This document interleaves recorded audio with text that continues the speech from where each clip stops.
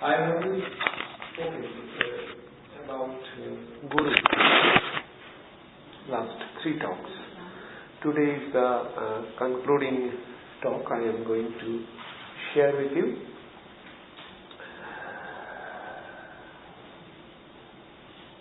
Mannatham Sri Jagannatham Madguru Sri Jagadguru Mamatma Sarva Bhutatma Tasmai Sri Gurave Namaha.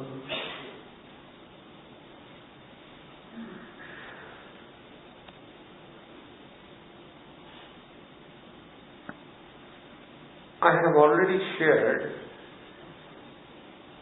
the utility of Guru, the succession or lineage of Guru, the pitfalls of Guru lineage. So this morning I am going to speak about 3 Gurus and what is the role of Guru in our Ramakrishna order.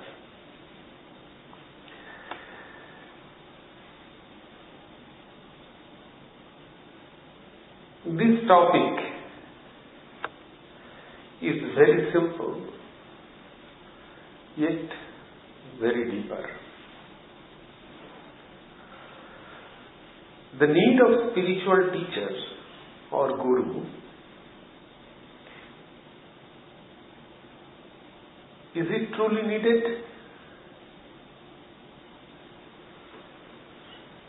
Why not?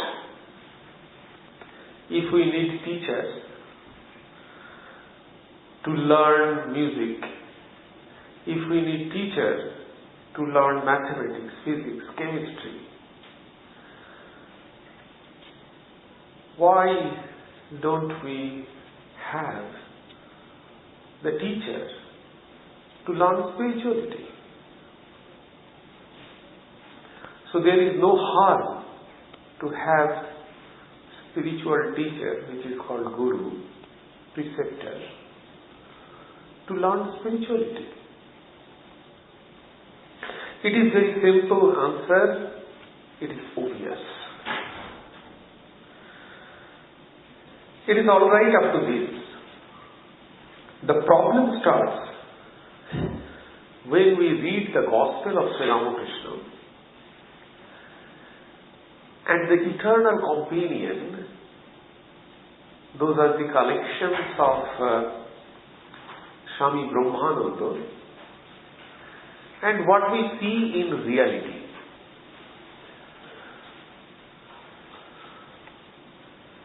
Sri Ramakrishna, according to Gospel of Sri Ramakrishna, did not like to hear 3 designations. Number 1, Guru. He did not like to hear these things, hear this calling. Then he did not like Father, because sometimes in India, Guru is also called Father. And then the 3rd word he did not like, that is Karta, the director, manager. He did not like these 3 words. The word Guru he did not like. He believed that these words can only increase, pumps up our ego. He used to say, Satchidananda, the absolute God, is the only Guru. Okay, fine. Now take up eternal companion, Swami Brahmananda, his direct disciple. In eternal companion, Swami Brahmananda says,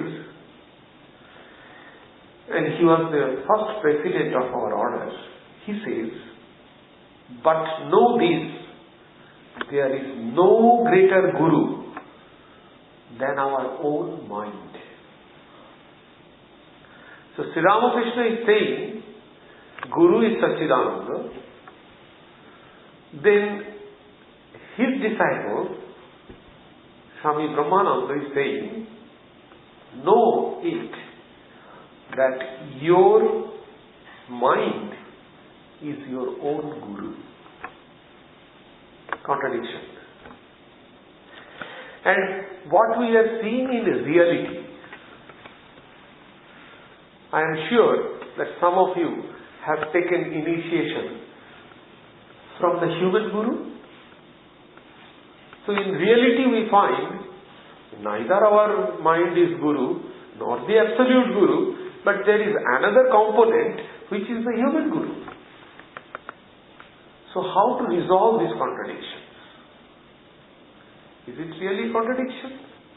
Or what's that? I would like to talk this morning on particular this topic, and then I shall conclude by saying what is the role of our guru in our order.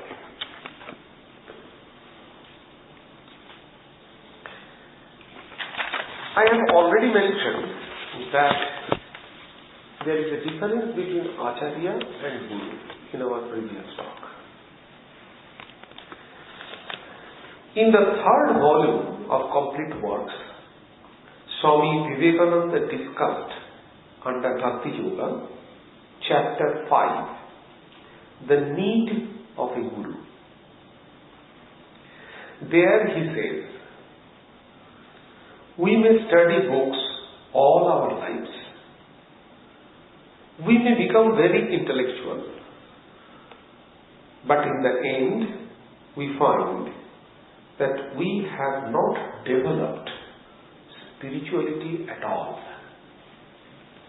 Almost every one of us can speak most wonderfully on spiritual matters. When it comes to action, and the living of a truly spiritual life, we find ourselves so awfully deficient. Then he continues, every soul is destined to be perfect, and every being in the end will attain the state of perfection. Knowingly and unknowingly, this is also his words, knowingly or unknowingly, we are traveling towards the perfection. Whatever we are now is the result of our acts and thoughts in the past, and whatever we shall be in the future will be the result of what we think or do now. But this, the shaping of our own destinies, has no connection with receiving of help from outside. So if we are what we are now is the result of our past action, and if what we do now will be the result of our future state, then what use of taking help from outside? Do you think outside help has any meaning to this? No. It is not that such help is absolutely necessary. But when spiritual instruction comes from the Guru of higher power, the possibilities of the soul are quickened. Spiritual life is awakened. Growth is animated. And man becomes holy and perfect in the end. The revered Swami Ranganathananda, he used to say a wonderful concept.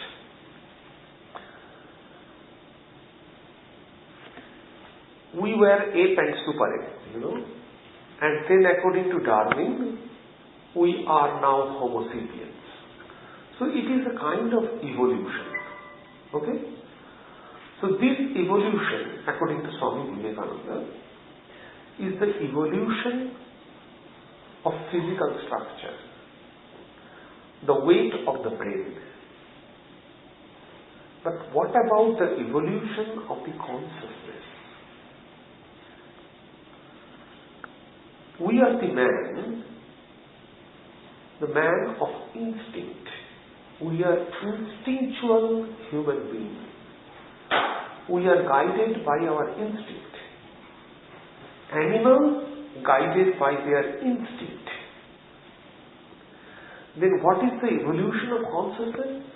The second step is the rational human being. We can discriminate.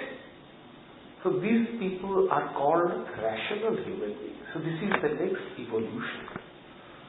And then we will become the spiritual human being.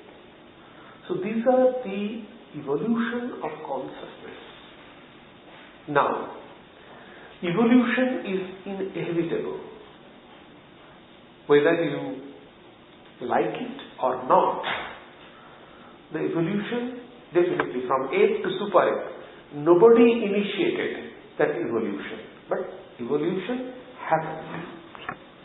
Exactly in the same way, the evolution of the consciousness, it happens.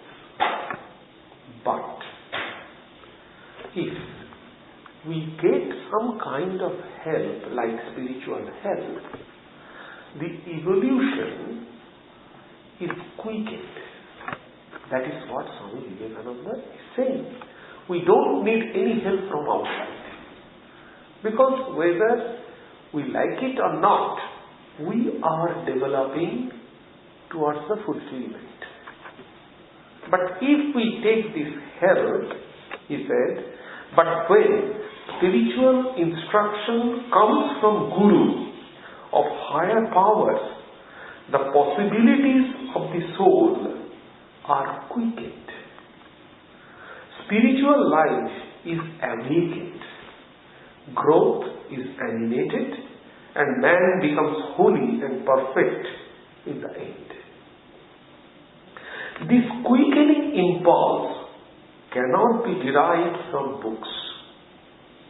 The soul can only receive impulses from another soul and from nothing else. To quicken the spirit, the impulse must come from another soul. In Bhagavad Gita also, I already referred it. Sri Krishna said, Dadami Dipachakshuttam.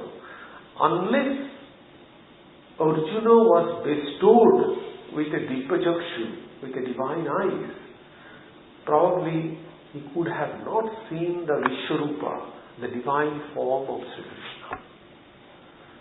When Ramachandra was traveled, lots of rishis came in contact with Ramachandra. They could not understand that Ramachandra is Purushottama, the God himself. They thought he is the son of Dasharatha. So unless our inner consciousness is awakened, we could not. It is a bottleneck. It is just one push and the concept changes. It cannot be had from books. Some impulse is necessary. Those who have experienced the change of their life, very subtle change, if they just look back and contemplate, they can easily understand that there was some shift, a little shift from one concept to another concept. That's what. That push is necessary. That awakening inside is necessary. The person from whose soul such impulse comes is called Guru, the preceptor. And the person to whose soul the impulse is conveyed is called Shishya, the disciple. It is true that all knowledge is within us, but this has to be called out. And the calling out of knowledge can only be done through another powerful knowledge.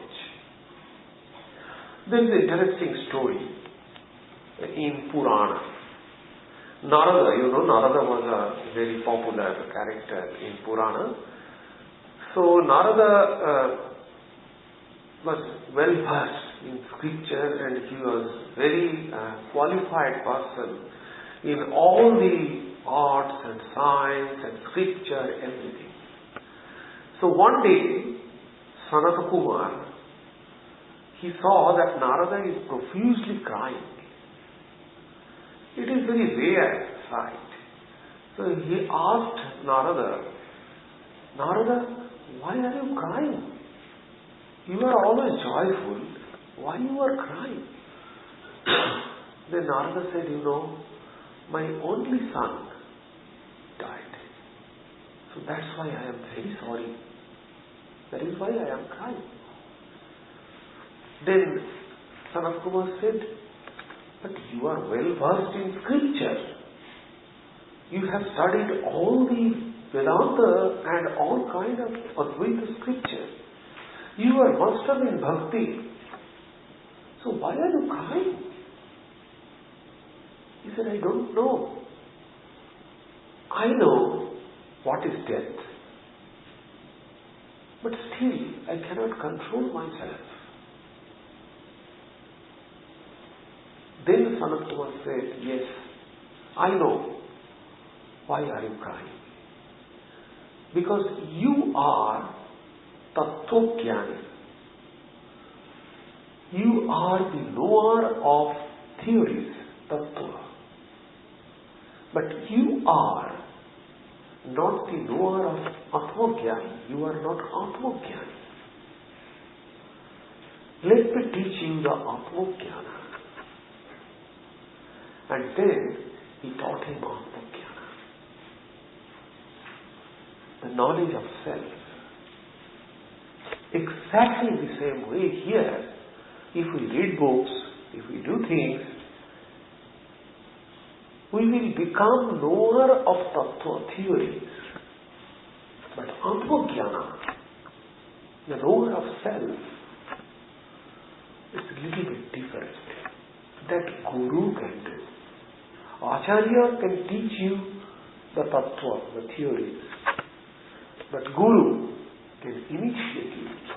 It is giving, not teaching.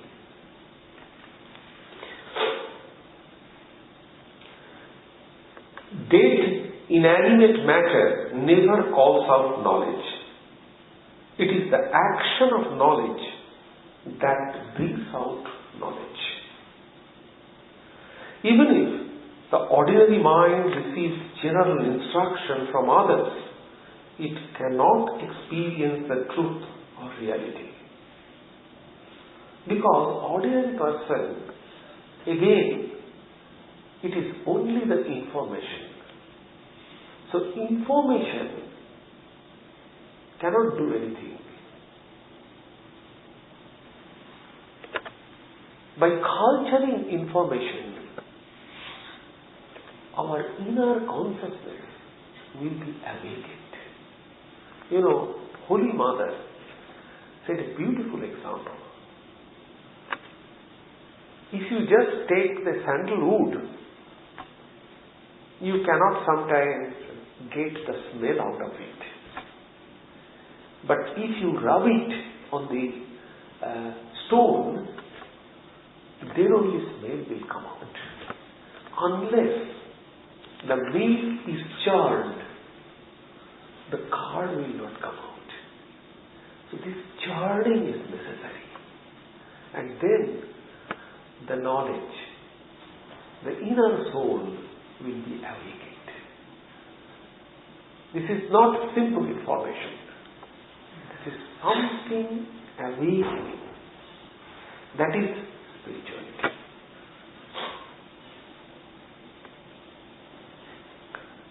In order to know spiritual truths, one needs a divine eye or inner eye about which Swami Brahmanandaji said, behind this mind of ours, there is a subtle spiritual mind existing in a seed form. That mind is to be awakened. So when that mind is awakened, we call the awakening of spiritual consciousness. And human guru does that. When our inner mind is awakened, then the function of human guru is end. Then our inner mind will become the guru. So these are the stages.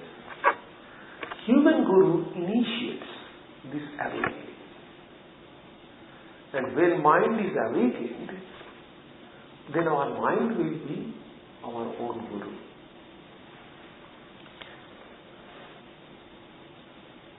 To convey such an impulse to any soul, guru must have the power to transmit this impulse, and student must have the power to receive it.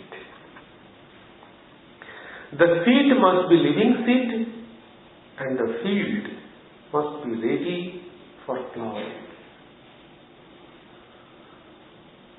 And in the scripture, we find the quality of the gurus. We have discussed it earlier. And the quality of the Shishya also. And when both these conditions are fulfilled, then wonderful growth of genuine spirituality takes place.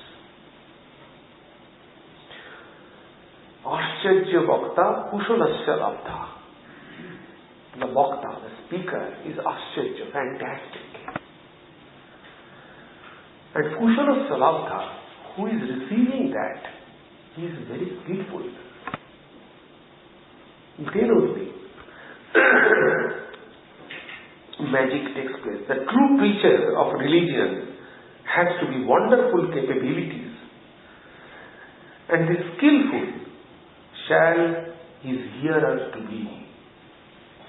When both of these are really wonderful and extraordinary, then the splendid spiritual awakening is resulted, and not otherwise. Such alone are the real guru, and such alone are also real students. All others are only playing with spirituality. It is a mysterious law that as soon as the field is ready, the seed must come. When soul earnestly desires to have spiritual awakening, the transmitter of the spiritual power appears most obviously. Sri Ramakrishna gives that example. When flower blooms, the honeybee must come.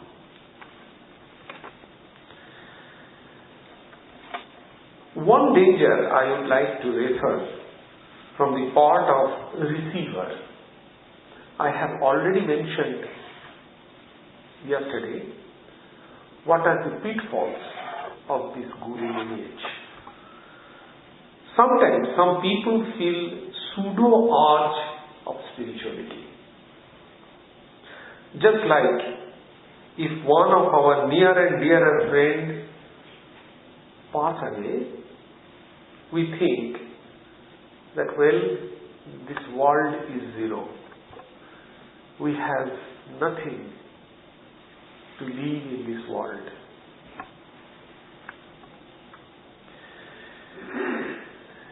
And world is going to an end as it were. Similarly, we feel an urge to get spiritual instruction from the Guru. When we feel such call in our heart, we must check ourselves whether it is genuine or not. or we have to cultivate that urge to deeper longing. There is one danger in Guru's part also. Sometimes, out of pride, they go forward to show false power and take others on the shoulders. Consequently, they along with the disciple fall into the ditch, just as blind when leads another blind, both fall into the ditch. I have mentioned that is the safe, that is the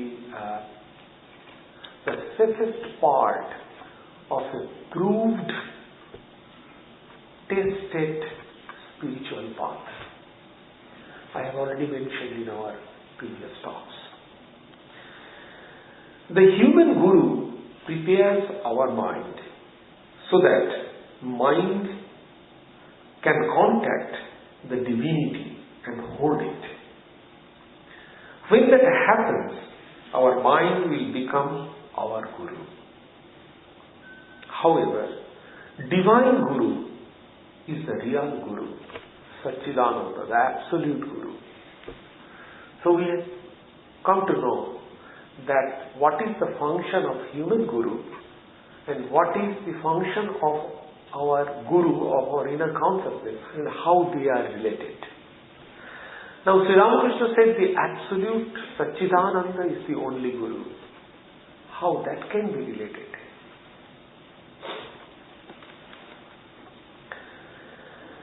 He will continue blessing the disciple life after life. It is just like an image of the God. It is said that once we have a guru, he will continue with us life after life. How is it possible? We occasionally, often we are asked this question that, my guru has passed away. So how can I get the association of my guru? Or is human guru passed permanently? He left me permanently? Or what is the situation? It is said that guru continues life after life. How it is? In India, there is a custom. If they worship the image, God or goddesses in image, after worshipping, they immerse that. Immerse in a pond or immerse in a river, they immerse the image. Now let me ask this question.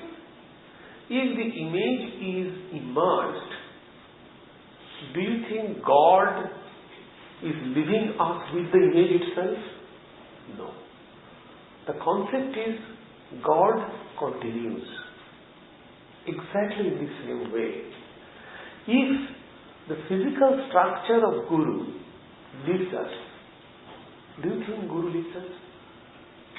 No. He will continue. So it is said that Guru continues life after life. It is a tremendous spiritual bondage.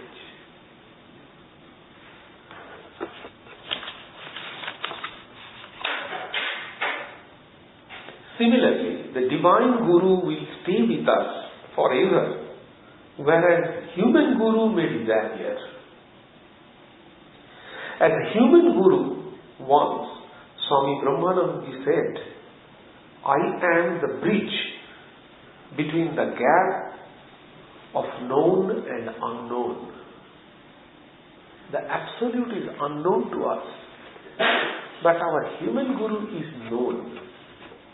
So Brahmananda said, I am, means as a Guru, I am the bridge between known and unknown.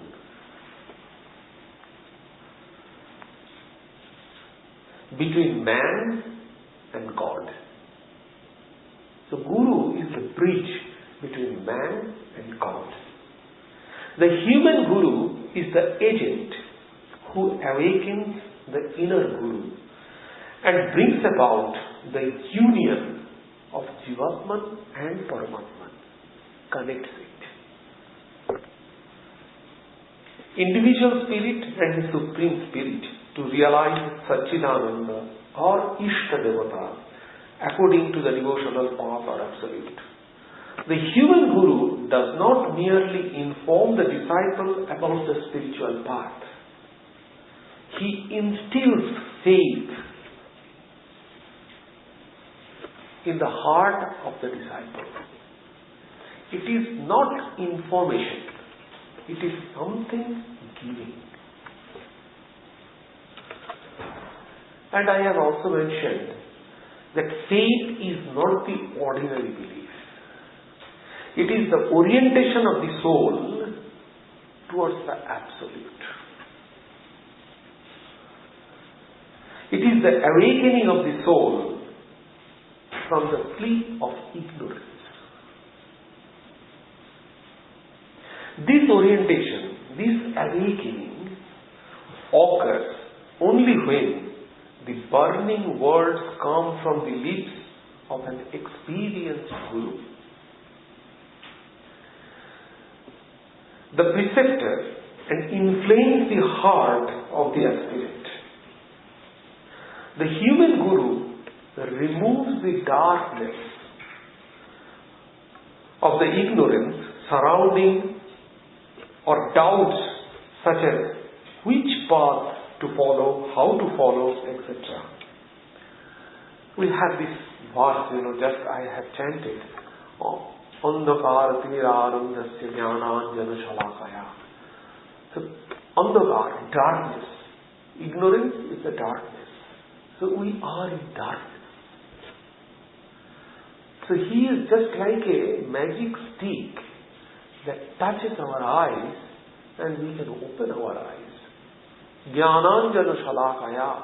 Jnana anjana. Anjana means, the women, yes, they put some kind of things in their eyes. Kajal, so he is like that. He opens that eyes with the stick of knowledge. Chakshuru nimilitam jnanam. As it were, we open our eyes. And then the two syllable guru is also like that. Gu means gu and ru. This is the guru, Gu means the darkness. And ru means the removal of darkness. That is guru. So guru removes the ignorance from our heart.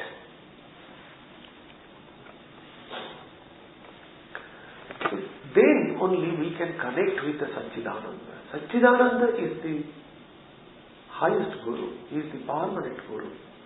So the human guru awakens the heart. Then we can connect with the Satchidananda guru. So this is the way. This is the mechanism. So these are the... Now let me describe what is the role of Guru in our order, in Ramakrishna order.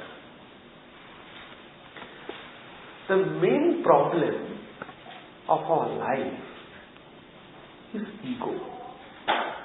In spirituality, I have mentioned probably last evening, I had a lecture there home, and I said that, ego is the main problem in our life. If you follow the Advaita process, you can find in Advaita process, we are actually diminishing ego or erasing or eradicate ego. In Bhakti path also, please consider in this way. I like to consider in this way. In this example, I always, it is favorite. I find that this example is very good for our understanding.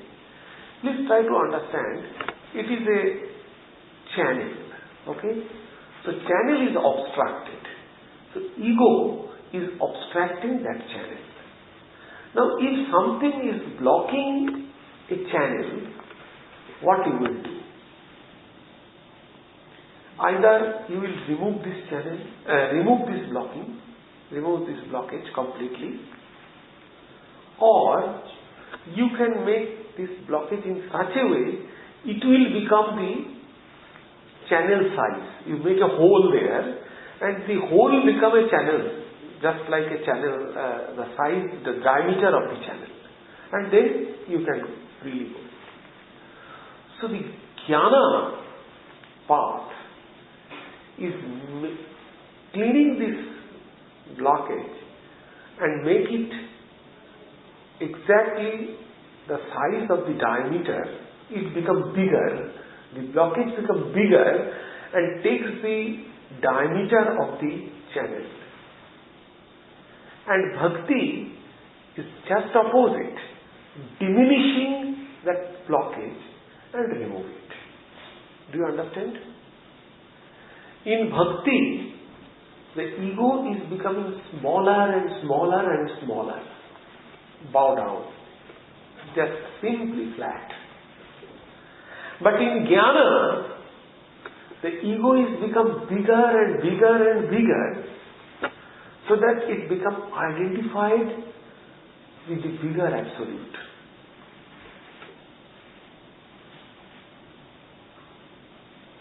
Exactly same thing happens to the avatar, Sri Ramakrishna. His will completely identified with the will of the absolute, the cosmic will. His mind was completely identified with the cosmic mind. On the other hand, he completely eradicated his ego and his will. So, he became a very efficient channel for the flowing of divinity. So the divine from the absolute directly came through that channel, that Sri Ramakrishna was. So this Sri Ramakrishna structure, psychophysical structure, is only the channel to flow the divine. So what he did, what he said, it is nothing but divine commandment. Because his identity was zero. And exactly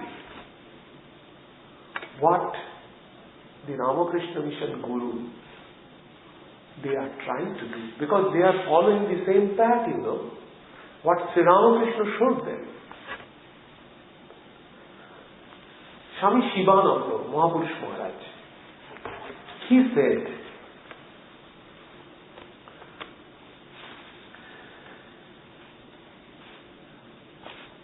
let me read this. The Ramakrishna order believes that Sri Ramakrishna is the personification of Satchidananda. So he became the personification of how? Because he is completely identified with the divine. He did not have any individual existence.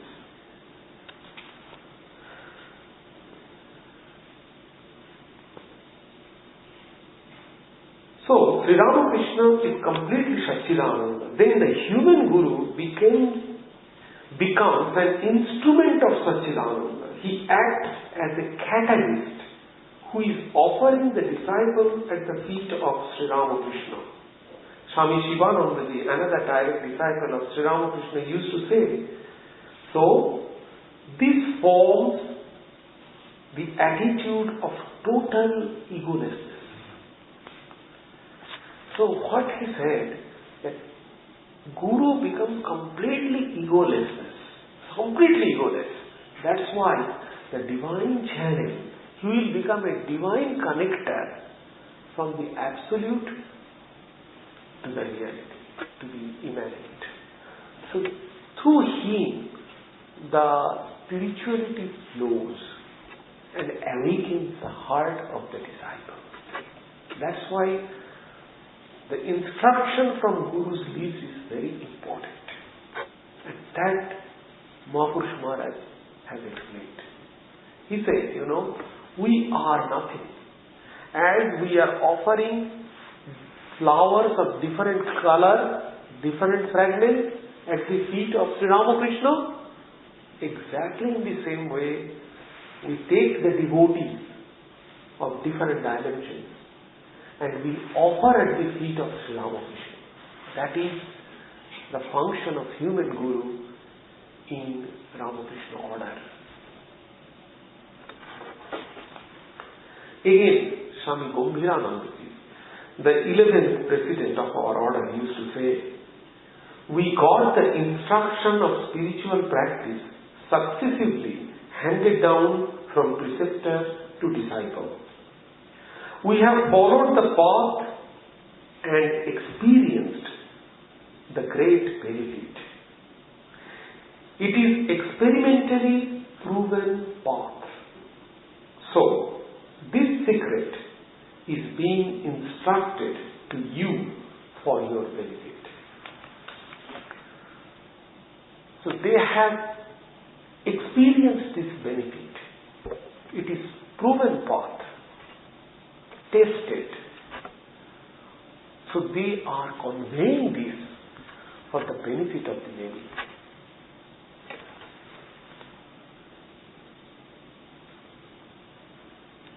And Swami Vivekananda, he gave the great assurance. It's a very powerful statement. He said to Swami Premanandaji once, if my disciples find themselves in hell 1,000 times because of committing 1,000 evil deeds, I shall pull them up 1,000 times by holding their hands. See the assurance. If it is not true, then no, Sri Ramakrishna and all other God and goddesses is false.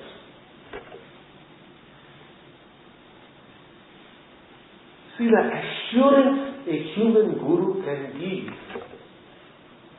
his or her disciples.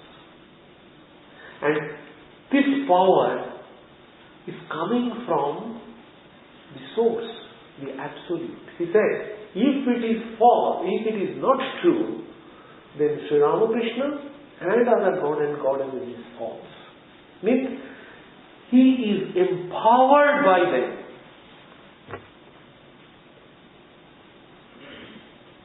So this lineage, I have already mentioned, try to connect. This is a beautiful connectivity, a unique conductor. Try to connect. Therefore, cultivation of a relation with our Guru ultimately leads us to the state of Absolute. The union of Jivatma and Paramatma. We attain the state. What a great philosopher Spinoza appropriately said, seeing things under the form of eternity. Everything is the form of eternity. Let me pray the Holy Trio to bless you all, to make your life joyful and fulfilled. Thank you. Do you have any question? Yes, please. Well, Swamiji, when you say that the living Guru and the inner consciousness and Satchidananda God is Guru, so the connectivity, is it a mantra or is it scripture? Yes. No, not scripture. It is through mantra. Yes.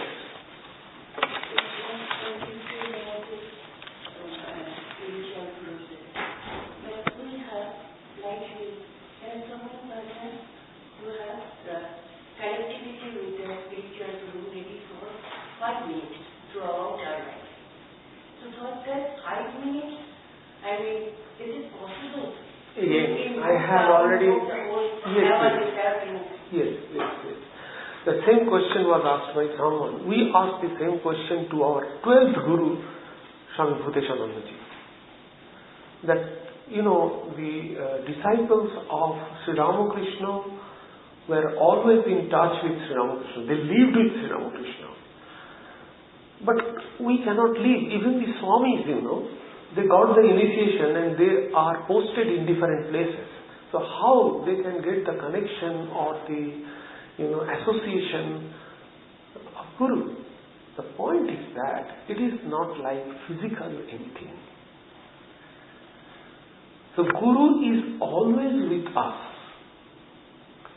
If you culture it, if you nurture it, you can find that. The problem is that generally we do it as ritual. It is not ritual. It is more than that. It is some inner connectivity. We have to understand that. This instruction, I have already mentioned, it is proven, it is tested. If you are initiated by one of the monks of our order, I also initiated by one of the monks of our order. There is no difference between initiation, The initiation you got, the same initiation I received. What is this? Why is this difference? This difference is because the cultures, the more you, please remember the teachings of Totapuri he gave to Sri Ramakrishna. Sri Ramakrishna saw that Totapuri every day he polishes his copper pot. Sri Ramakrishna says, it is shining like a gold. Why you are polishing every day? He said, yes, we have to polish it. It means you have to do your spiritual practice every day. It will shine, your heart will shine. Still, you have to go through it. Otherwise, there will be a covering of ignorance. Yes, please.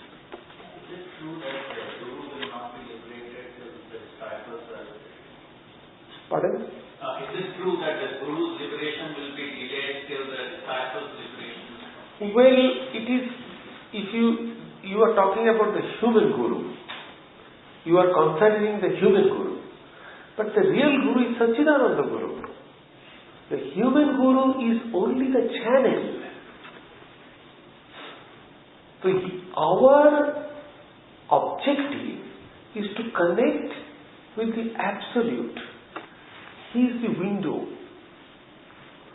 Exactly same thing Sri Ramakrishna instructed to M. Sri Ramakrishna gave that example that there is an infinite ground and there is a wall. We cannot see the infinite ground through this wall because there is a wall. But there is a hole in that wall. The hole is increasing and we can see more and more that infinite ground. Then Sri Ramakrishna asked M, have you understood it? Then M said yes. Sri Ramakrishna asked, please tell me what you have understood.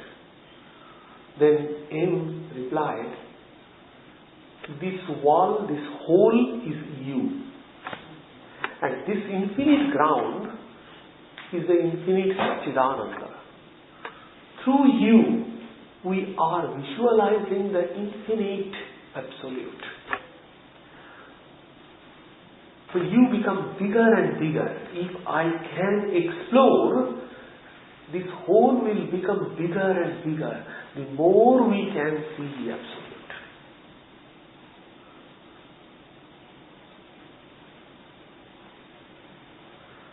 There is No any kind of concept that unless our Guru will be liberated, this no. You understand? I have one question. Yes, please. But I want to know what is the difference between ego and will? Oh, it's a very, very interesting question. I have to a little bit. So in Christianity, will has a special connotation. There is free will, there is God's will, etc., etc. But in Indian philosophy, especially in Patanjali Yoga Sutra, we find that will has a special function. Let me explain. I am sure you all have the experience of meditation.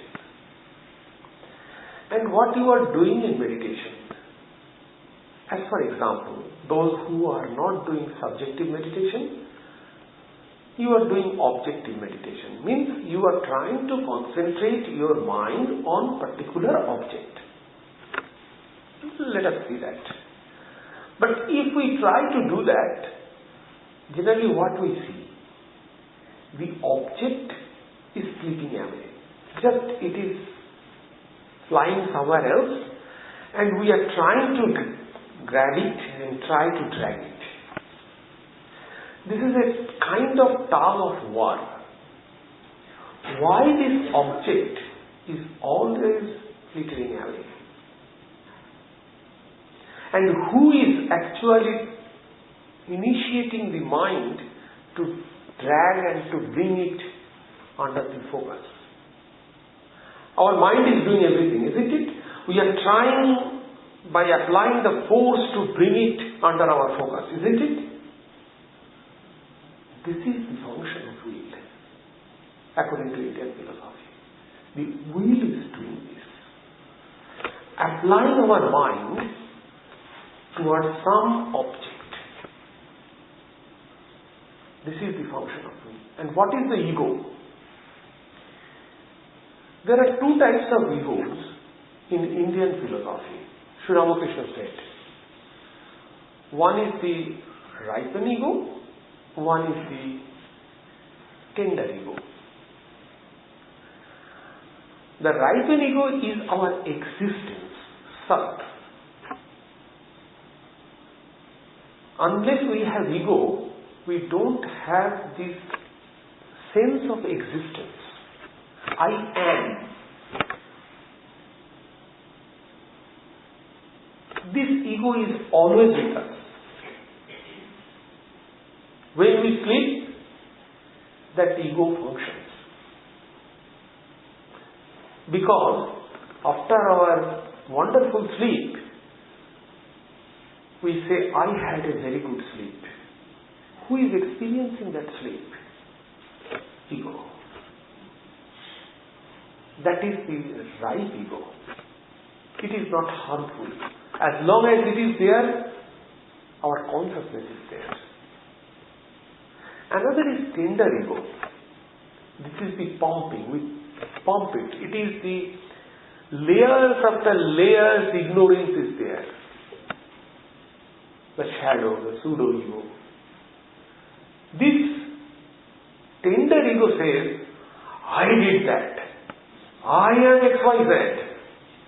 You know, my power, I and my. That is the tender ego. So this is the ego. So you have understood what is ego and what is will. By will, we direct our mind to hook. Is it clear?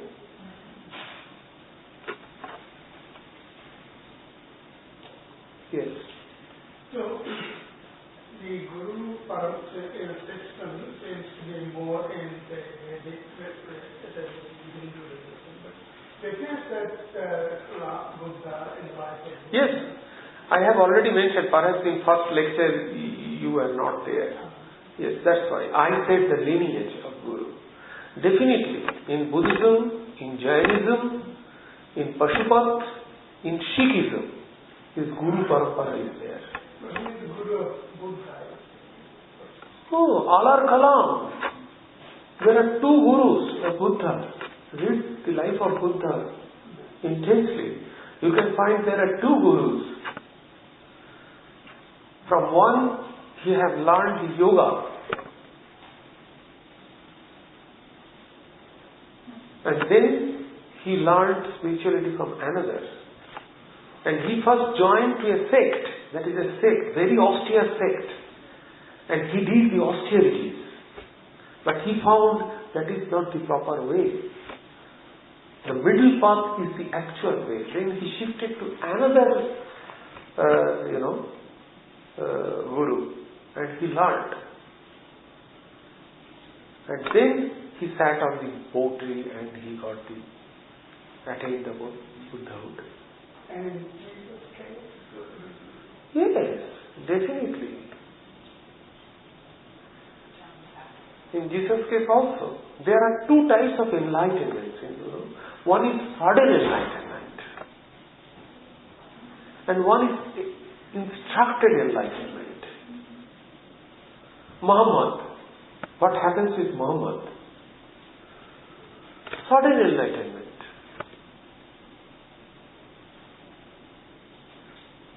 So the Guru is not needed then, or is it spontaneous? I have already mentioned, knowingly or unknowingly, we are traveling towards the fulfillment.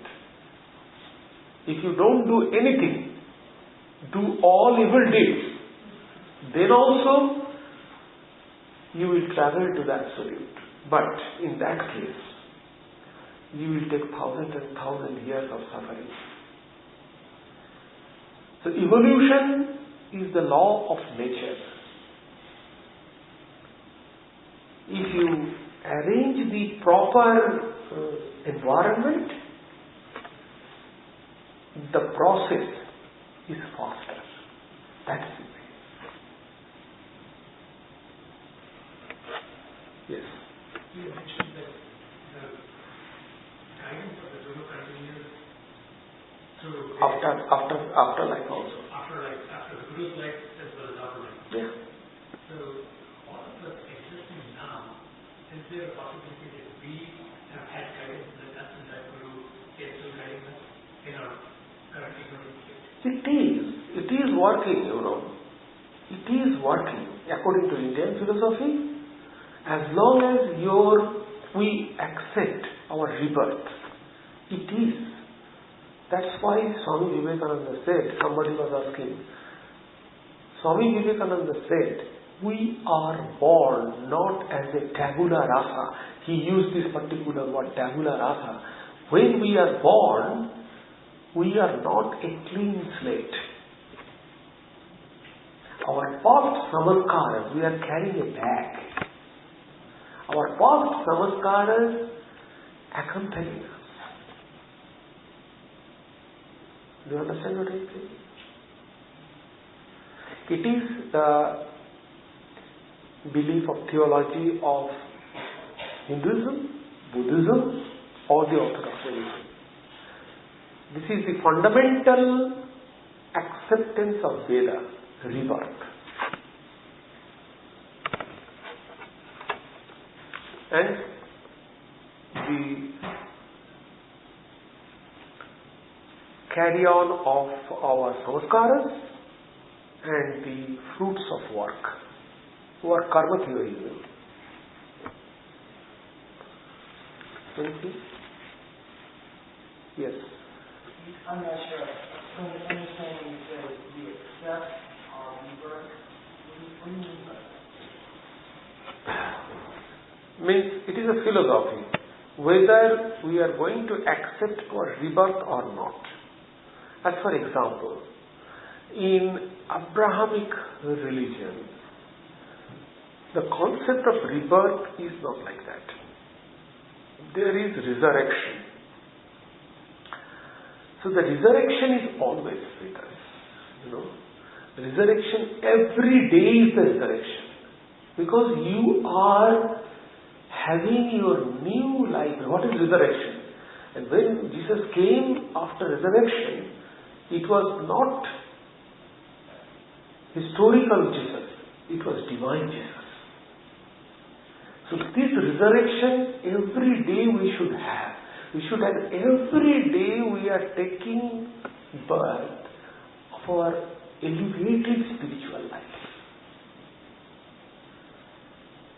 On the other hand, the Hinduism or Christianity or Orthodox Indian religion, they are accepting this rebirth also. Do you understand what I am saying? Rebirth means after this, because Atman is infinite. There is no death in Atman. The Atman is assuming body. Okay? This assuming body is only the death and what we say. So sometimes people ask me this question, Swami, what is after death? Now I saw some Swamis are delivering talk, the art of death, or what is after death, like that. So I always reply this question, is there anything which is called death? Try to think it. Is there anything which is called death? Actually, try to think it.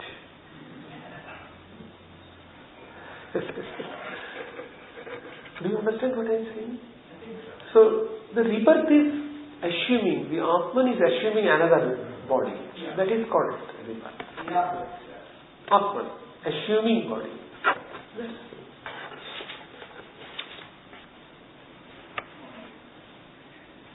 Okay, I think it is fine. Thank you.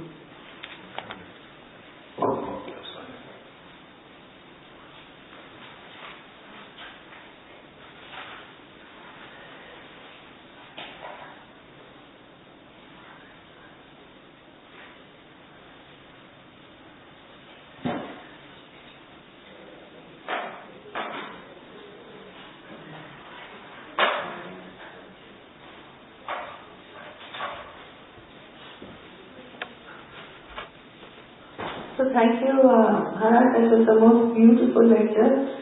I think everybody has enjoyed the entire retreat, those who had the privilege of coming on all the days. And we hope that you will come again, Harad, to this center and give us some more instruction and inspiration. So now what we will do is we've got Tara who's come from the Hollywood Center in Southern California, and she's going to say for us the Hanuman Chalisa. May I say, Swami, that Swami Vivekananda spoke of Hanuman as the Guru in the Ramayana? He said that... They're going to put... Wait. Yeah, she's going to make the mic there first. So while she's doing that, I'd love to read how when Swamiji was...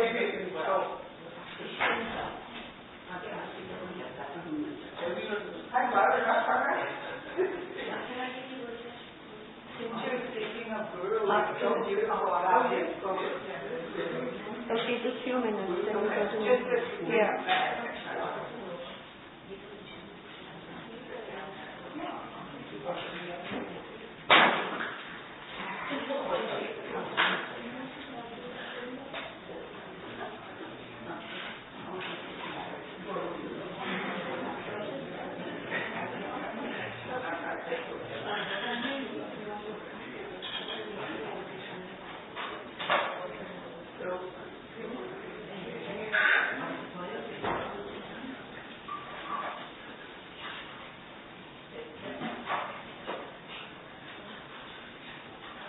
So the letters that when Swami was at Ramnath, he said in the course of a conversation that Sri Rama was the Paramatman and that Sita was the Jivatman, and each man or woman's body was the Lanka.